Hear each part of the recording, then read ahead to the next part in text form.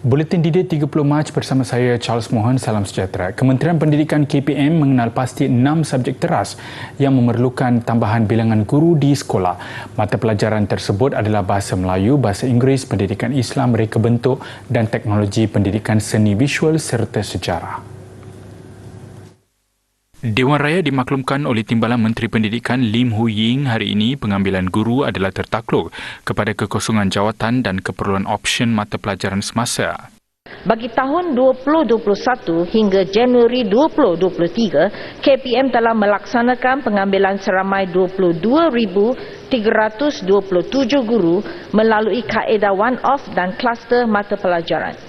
Sehingga 28 Februari 2023, antara option mata pelajaran teras yang masih terdapat kekurangan adalah Bahasa Melayu, Bahasa Inggeris, Pendidikan Islam, Reka Bentuk dan Teknologi, Pendidikan Seni atau Seni Visual dan Sejarah. Ujar beliau lagi, menampung kekurangan itu, KPM mempunyai perancangan untuk melakukan pengambilan guru dari universiti luar pada April hingga Jun ini. Mengenai rungutan sesetengah graduan yang tidak dipanggil temuduga dan tidak dapat menjadi guru, menurut Hu Ying, ia mungkin disebabkan option mata pelajaran itu berlainan dengan apa diperlukan di KPM. Beliau menjawab pertanyaan Ahmad Tarmizi Sulaiman mengenai kekurangan guru sekolah bagi subjek pendidikan teras dan perancangan KPM bagi meningkatkan pengambilan jumlah guru baru. Menjawab soalan tambahan Vivian Wong Shiri mengenai nasib graduan yang gagal temuduga Suruhanjaya Perkhidmatan Pendidikan SPP, Lim menjelaskan graduan boleh memohon semula melalui My SPP selepas tempoh 6 bulan daripada tarikh keputusan dikeluarkan di portal rasmi SPP. Calon yang masih tidak berjaya boleh terus memohon sehingga mencapai umur 45 tahun. Kementerian Pendidikan KPM sedang menunggu laporan daripada Jabatan Kerja Raya JKR yang menjalankan siasatan terperinci berhubung kejadian bumbung runtuh membabitkan sebuah blok di Sekolah Menengah Kebangsaan SMK Ceras Jaya semalam. Timbalan Menterinya Lim Hu Ying berkata pihaknya berharap JKR dapat menyiapkan segera laporan tersebut untuk tindakan lanjut.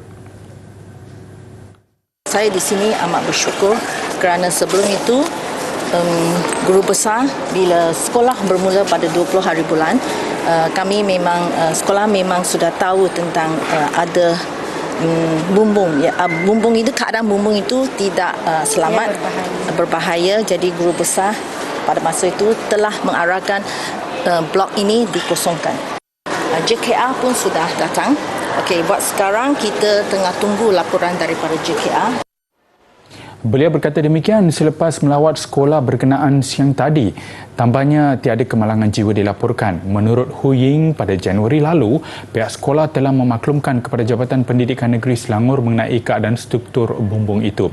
Jelas Hu Ying lagi permohonan penyelenggaraan baik pulih bumbung dibuat pada Januari lalu membabitkan RM450,000, namun kos tersebut dijangka meningkat susulan kejadian bumbung runtuh itu. Kementerian Komunikasi dan Digital KKD menyasarkan sebanyak 432,300 premis akan menerima perkhidmatan jalur lebar berkelajuan tinggi menjelang akhir tahun 2025 menerusi pembinaan rangkaian hub gentian optik Point of Presence POP di bawah rancangan Malaysia ke-12 RMK12. Menterinya Fahmi Fadzil berkata projek bernilai RM4.6 bilion itu akan melibatkan pembinaan 4,323 POP di kawasan berhampiran sekolah luar bandar yang dibahagikan kepada 2 fasa pelaksanaan. Fasa 1, dia akan tamat secara fizikalnya di luar pintu pagar sekolah. Manakala POP fasa 2 yang akan bermula sekarang hinggalah 2025, kita akan membina kabinet ataupun tempat potnya akan berakhir dalam kawasan sekolah, maka lebih dekat. Ia bermaksud kos akhirnya nanti bagi pihak sekolah akan jadi lebih rendah. Saya juga telah minta pihak SKMM, Suruhanjaya Komunikasi dan Multimedia Malaysia serta penyedia perkhidmatan internet jalur lebar yang terlibat dalam program POP untuk bertemu dengan Ketua Pengarah Pendidikan Malaysia untuk mereka meneliti. Fasa pertama melibatkan 677 POP yang telah bermula pada 2021 sehingga kini, manakala fasa kedua POP pula melibatkan 3,693 premis yang dilaksanakan dari 2022 hingga 2025. Jara liputan POP biasa ialah kira-kira 2.5 hingga 3 km radius bagi setiap sekolah terpilih. Syarikat Telekom Malaysia TM dilantik untuk merancang dan melaksanakan projek POP fasa 1 di Zon Utara, Zon Sabah dan Zon Sarawak. Pelaksanaan hub rangkaian gentian optik POP di pedalaman katanya akan membolehkan penduduk di kawasan luar bandar mendapatkan perkhidmatan jalur lebar talian tetap di rumah masing-masing dan tidak lagi bergantung kepada internet mudah alih sedia ada. Beliau berkata demikian ketika ditemui selepas merasmikan hub rangkaian gentian optik POP Zon Utara di Sekolah Menengah Kebangsaan Padang Terap.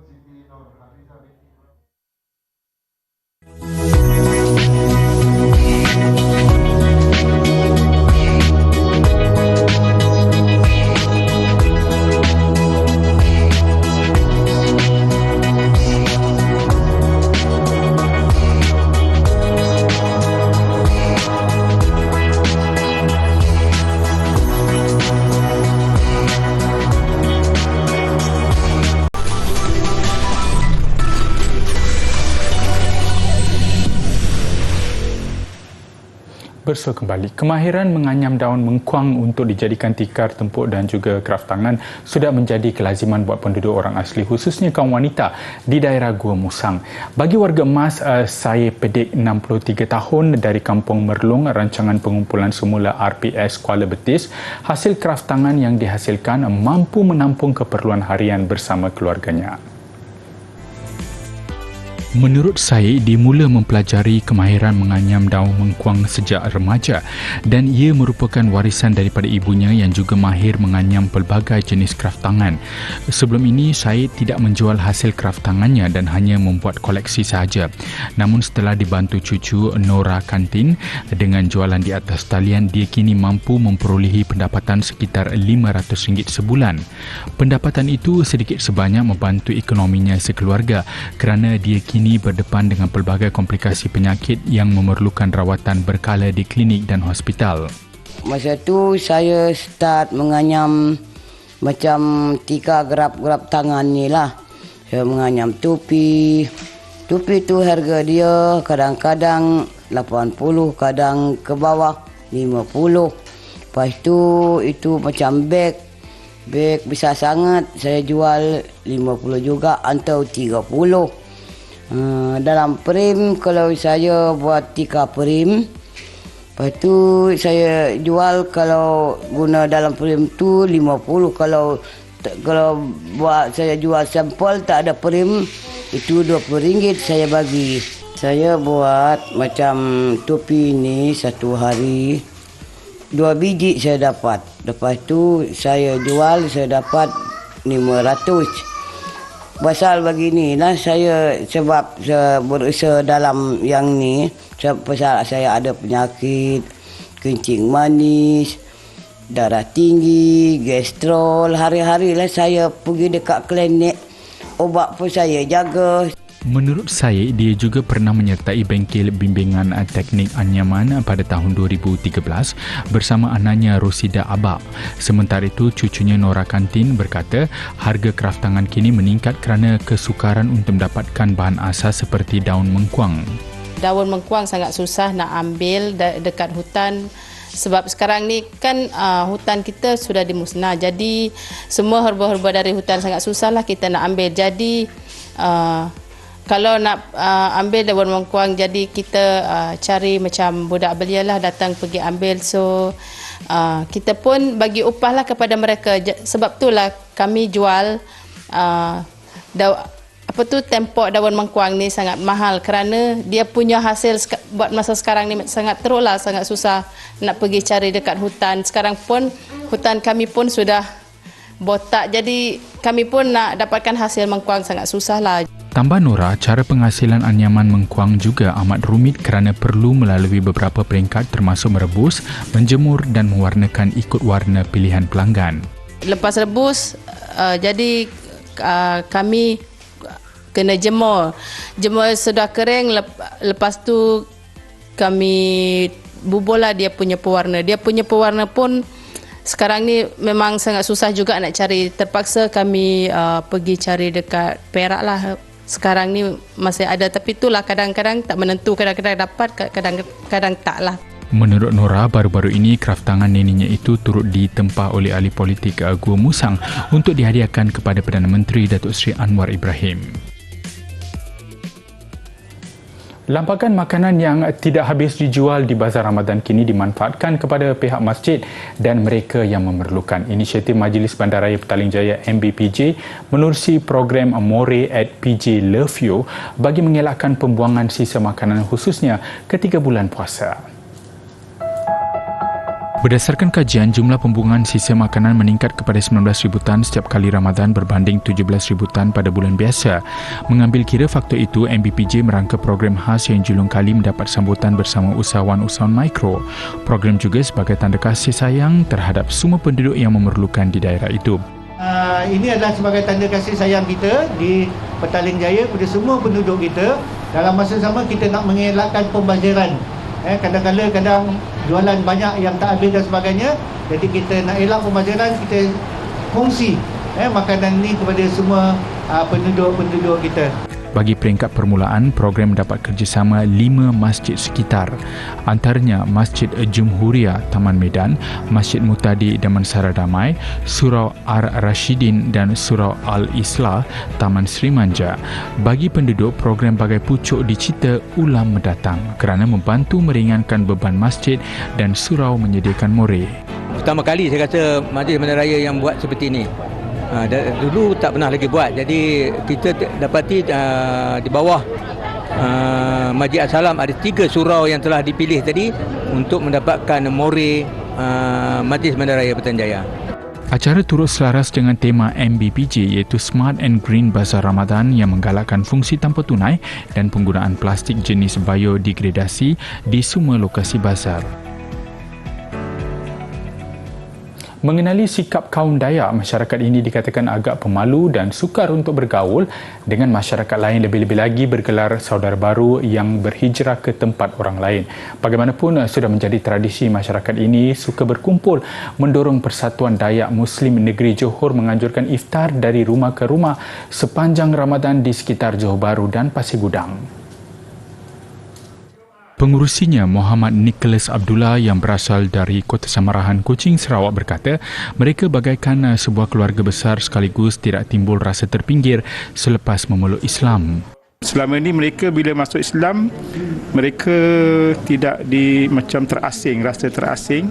Jadi apabila kita buat program macam ini, maka mereka rasa, ada di kalangan bangsa Dayak itu sendiri yang dah Islam, mempunyai satu persatuan dan kita dapat mengadakan aktiviti dalam mengumpul mu'alaf-mu'alaf yang ada di seluruh Johor ini, mengadakan program aktiviti yang mereka rasa teruja. Jadi mereka dalam masa sama kita akan terapkan nilai-nilai Islam dalam kehidupan dalam masa sama bila kita dapat berukhuwah, bersahabat dengan mereka.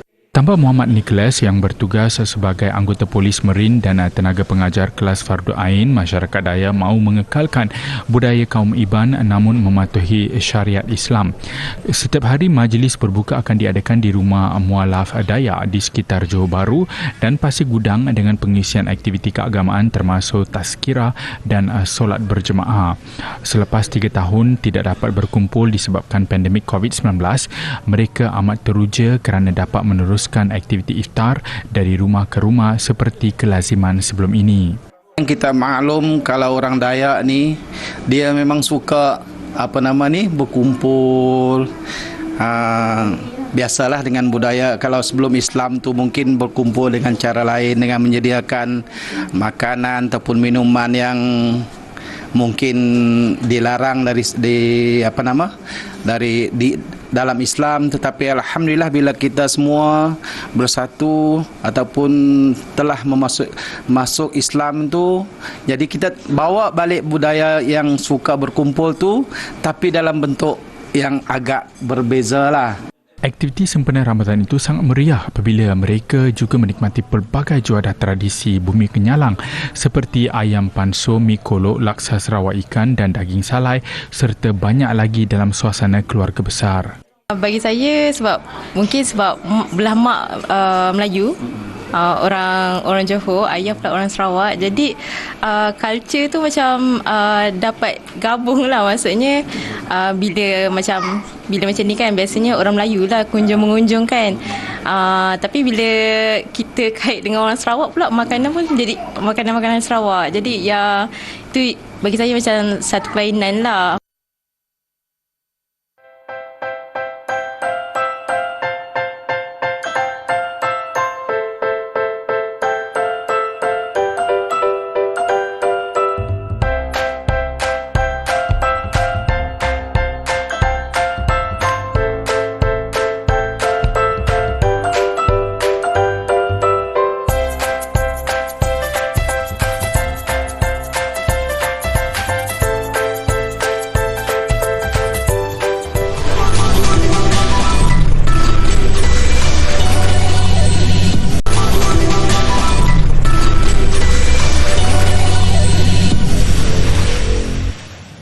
Bersua kembali, replika salah satu dinosaur terbesar di dunia dipamerkan buat kali pertama di London, United Kingdom. Ia menggantikan DP dinosaur yang juga tarikan popular di Museum Natural History untuk tempoh yang lama dari 1979 sehingga 2017. Dengan saiz 37.2 meter panjang, Titanosaurus bernama Patagotitan majorum ini hanya mampu dimuatkan dalam ruang yang besar seperti Natural History. Titanosaurus adalah dinosaur sauropod berleher panjang yang terakhir hidup di muka bumi ketika spesies itu pupus. Selain panjangnya yang luar biasa, haiwan ini memiliki berat kira-kira 57,000 kg. Penemuan tulang 6 ekor Titanosaurus berlaku di Patagonia, Argentina pada 2010. Berikutan itu, pakar-pakar dinosaur membuat imbasan 3D pada setiap tulangnya untuk menghasilkan replika gergasi itu. Ia mengambil masa lebih 6 bulan untuk disiapkan sebelum dihantar ke museum menggunakan 32 peti. Selain boleh menyentuh replika ini, pengunjung juga boleh mempelajari sejarahnya menerusi permainan interaktif. Kisah kehidupan bintang pop Harry Styles dan Lizzo diterjemahkan dalam komik terbaru. Komik Stars diterbitkan oleh Tidal Wave Productions manakala Lizzo menyertai koleksi Female Force. Dalam komik biografi 24 muka surat ini, Melissa Vivian Jefferson menceritakan kisah hidupnya sehingga bergelar bintang terkenal Lizzo. Styles pula berkongsi dengan peminat mengenai kehidupannya di England dan karyanya bersama One Direction sehingga meraih anugerah Grammy. Komik Harry Styles akan dikeluarkan pada 10 Mei manakala komik Female Force Lizzo pada 26 April yang juga ulang tahun Lizzo. Kedua-dua komik berkenaan boleh didapati dalam bentuk cetakan dan digital. Humza Yousaf muncul individu Islam dan daripada kulit berwarna pertama diangkat meneraju kerajaan Scotland. Pelantikan itu dibuat sehari selepas Humza dilantik sebagai pemimpin Parti Kebangsaan Scotland yang memerintah negara itu. Sebelum menjawat jawatannya sekarang, Humza 38 tahun pernah dilantik sebagai Setiausaha Keadilan dan kemudian sebagai Setiausaha Kesihatan. Antara kejayaannya termasuk memulihkan Perkhidmatan Kesihatan Kebangsaan NHS dan meneruskan program vaksinasi secara besar-besaran bagi tujuan mencegah pandemik COVID-19. Scotland yang mempunyai penduduk sekitar 5.5 juta orang adalah sebuah kerajaan separuh otonomi dan masih menjadi sebahagian United Kingdom. 5 bulan lalu, United Kingdom turut memeranjatkan dunia apabila mengangkat pemimpin Hindu Rishi Sunak sebagai Perdana Menterinya. Ketika ini, jawatan Datuk Bandar London turut diterajui oleh Sadiq Khan, anak kepada imigran dari Pakistan.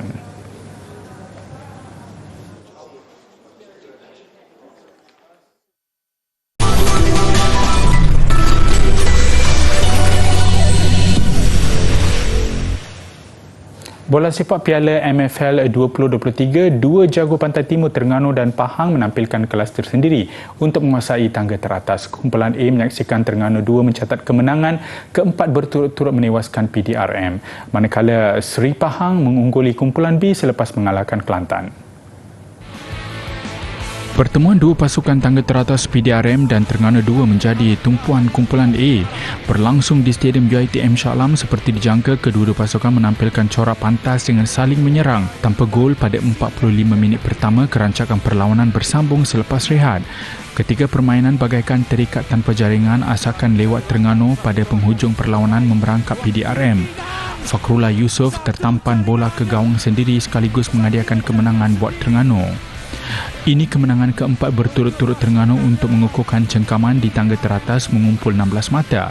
PDRM di tangga kedua, kekalahan pertama selepas 4 perlawanan, ketinggalan 5 mata di belakang Terengganu. Sementara itu, aksi kumpulan B Seri Pahang menanti kunjungan Kelantan di Stadium Darul Makmur Kuantan. Seri Pahang mendahului 2-0 pada babak pertama. Gol menerusi percubaan jarak dekat Nasrul Azaki pada minit ke-22 disusuli jaringan sepakan penalti pemain Korea Selatan Lee Jong-yi pada beberapa minit sebelum rehat. Penguasaan Seri Pahang berterusan pada babak kedua. Minit ke-72 Nasrullah meledak lagi untuk melengkapkan kemenangan 3-0 Seri Pahang. Selepas 3 perlawanan, Seri Pahang mengumpul 7 mata untuk berada di tangga teratas, namun dijangka dipintas Kuala Lumpur City yang cuma ketinggalan 1 mata tetapi memiliki 1 perlawanan dalam tangan. Sementara itu, di Stadium Darul Aman Al-Usta Kedah, Darul Aman B menentang Kelantan United. Motivasi tinggi pelawat yang memburu kemenangan pertama selepas 3 perlawanan nyata menyukarkan Kedah.